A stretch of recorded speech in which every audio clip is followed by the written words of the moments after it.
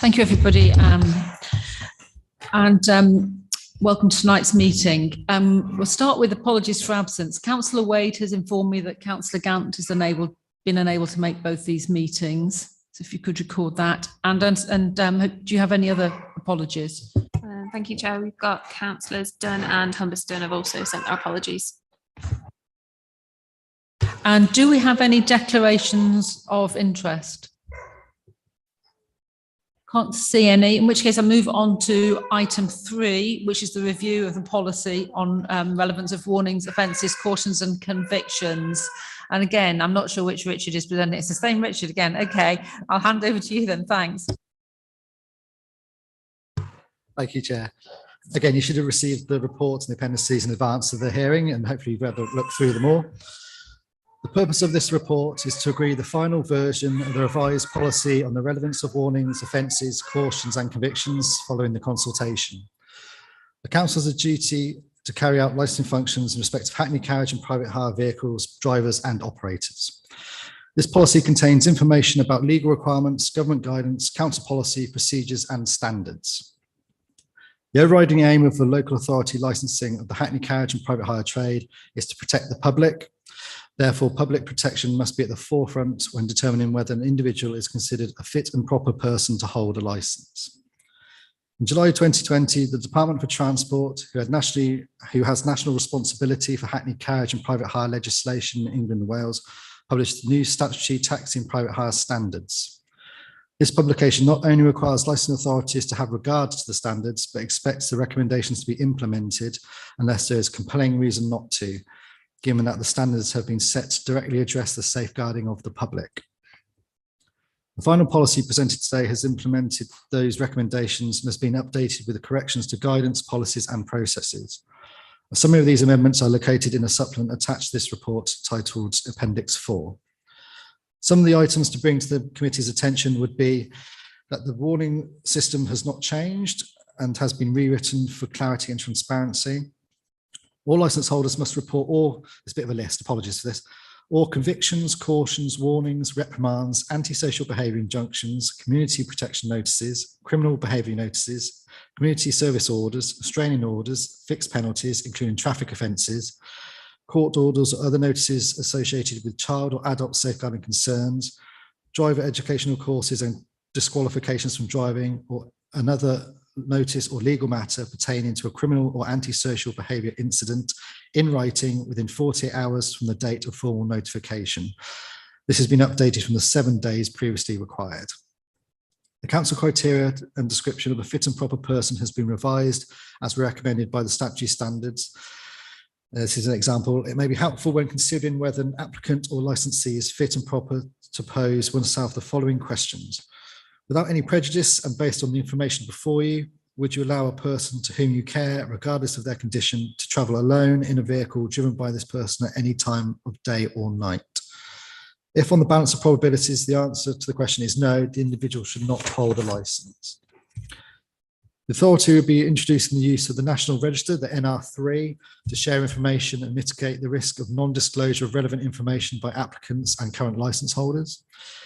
Safeguarding within the Hackney carriage and private hire trade has been revised with the main message that safeguarding is everybody's responsibility.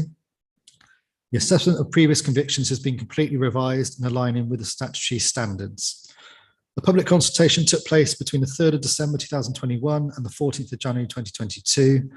The authority received 17 responses from members of the public and the trade. The relevant responses to the consultation submitted to the licensing authority are attached to the report at Appendix 1. It is recommended that the committee considers this report, the responses received to the public consultation, and agree the final version of the policy on the relevance of warnings, offences, cautions and convictions, and recommends them for adoption by the council. Thank you, Chair. Thank you, Richard. Has anyone got any questions? Stage. Ajaz, I think. Ajaz, yeah. Thank you, Chair. Just a 4.29. It says they should keep a record of any complaints and procedures about to build up a picture. If somebody makes a complaint and then that complaint is dismissed, are you proposing to still keep that on record, or would that be taken away? the complaint will still be logged. If it's no further action, it'll be classed as no further action on the record, but our uniform database system will still record all those incidents, just as so we have a historical history of any offences that may or may not have occurred in case there's a pattern.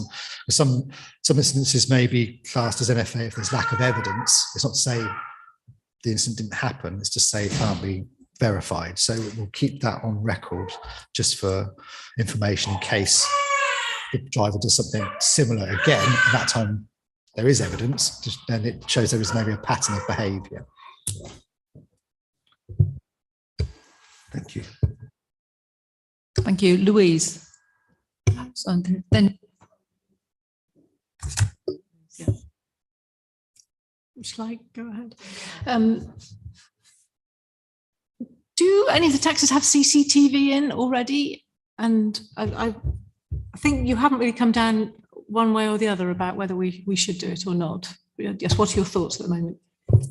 A few years ago, we did look to get CCTV in all vehicles. There was some fight back, shall we say, the ICO thing. So the drivers can put CCTV in their vehicles if they wanted to, but they have to make sure it's registered with the ICO, and there's a whole page in the application pack for the vehicles on what procedure they must implement in regards to stickers to say that they've got CCTV installed.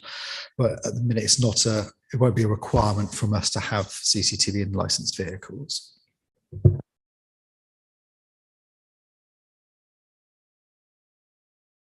Thank you very much, Chair. A couple of questions, Richard. The first one is about responses. We had 12 to the first consultation and 17 to this one. Doesn't sound like a lot, but can you reassure me that that's standard and that's just the way it is? I thought maybe ask this question. So I looked at, not for this one, but for the previous licensing committee. The previous one we had, I think, 7 responses, and the one before that was 4. So it's actually been an improvement slightly in the latest one, but I think that is sort of the ballpark figure. So it is sent out to all the licensed trade, and it's advertised on the website. There's the portal for the consultations, and yeah, we do send out social media, but we don't seem to get as many responses as perhaps we would like. This is about enforcement. It comes up in one of the questions on page 9 from one of the people who did respond, and he or she talks about the difficulty of enforcement because she finds taxis on the pavement or on the double yellow lines. I don't know how realistic enforcement is to the extent that actually members of the public are concerned about it. When it comes to obviously traffic offences, you've got the civil enforcement team at the county council that can issue warnings, but also we would recommend that the general public contact us via complaints, and parking, I say, over cycle lanes or on pavement is a breach of condition as well as a driving offence. So we would, if we get complaints in, we will issue that driver with a warning for that offence. And obviously if they accumulate those offences, they may end up a subcommittee for determining their fit and proper status. So we do encourage complaints to come in and we take the appropriate action, but in regards to, and also when our officers are out and about, if anyone is doing that, we would tell them off and issue a warning. But it is also up to, for parking offences, it's the Highways Authority, the civil enforcement team, the county council, to, if they see those vehicles doing those offences, to take the appropriate action. But we do encourage people to complain to our generic licensing inbox, and we will take the appropriate enforcement action against those drivers. Councillor Wade anticipated my question. Louise?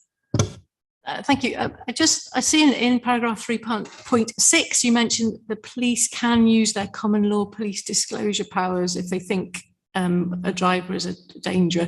I'm just wondering, in practice, does that happen? I mean, Richard Adam, I know you speak to the police often. Does it ever happen that they say to you, we're worried about this? Has that happened? Yeah, it does. So we've worked under a joint operating framework in Oxfordshire, which is centred around information sharing. And we have only recently got that signed off. That was under the auspices of the Safeguarding Children's Board. And that means that if you are arrested, taken to custody and disclose that you're a taxi driver, all the information comes to pass that you are, then they will contact us. And then my boss, Ian, can sign immediate suspensions for those where we believe that that person poses an immediate risk of harm. So yeah, that information sharing is good. It's fairly quick. There's some occasions where it could be better. Hence the need for that information agreement. And part of this as well is for those where there are cautions, convictions to go onto a national database. So the information that we all hold is shared around the country, which is equally important to stop somebody denied a license from us and then just moving next door. So yeah, it's been a journey on the information sharing. I thought you were going to test me on common law police disclosure, which I did know all about. But yes, in short, it's much, much better. Thank you. Catherine.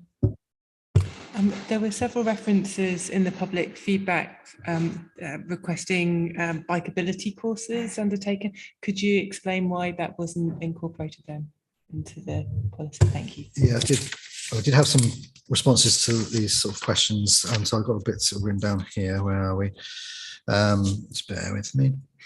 We thought due to the process for new drivers, they have to have a DVLA driving license for 2 years before they apply. They have to also do then a practical driving test, for advanced driving test for private hand carriage drivers through ODS before they apply to us. They do a safeguarding course and disability awareness course, and they also do a local knowledge test. So we thought having to do cycle proficiency or anything similar to that may have been a bit disproportionate considering what everything else they need to do. But as they all have to do local knowledge test, we'll look to incorporate changes to highway code, recent changes to highway code within that local knowledge test.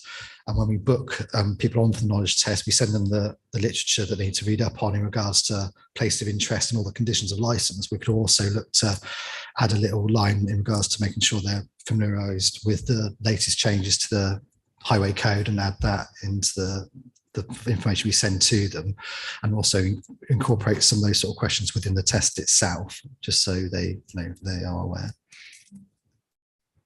I mean, I was going to pick up on those kind of issues as well, noticing that there are quite a lot of comments.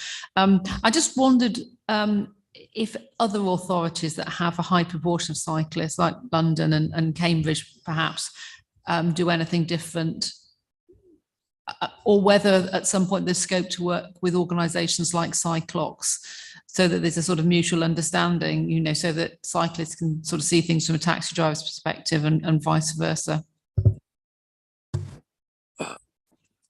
Could be something we could look to do, but I said this with the taxi driver, obviously they need to ensure the safety of all road users and all pedestrians, but I said they do already have to do various assessments and tests to ensure that they are safe on the road.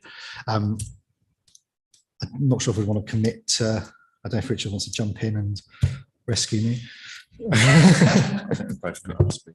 So I do think the local knowledge test is probably, pardon the pun, the vehicle for that education around cycling.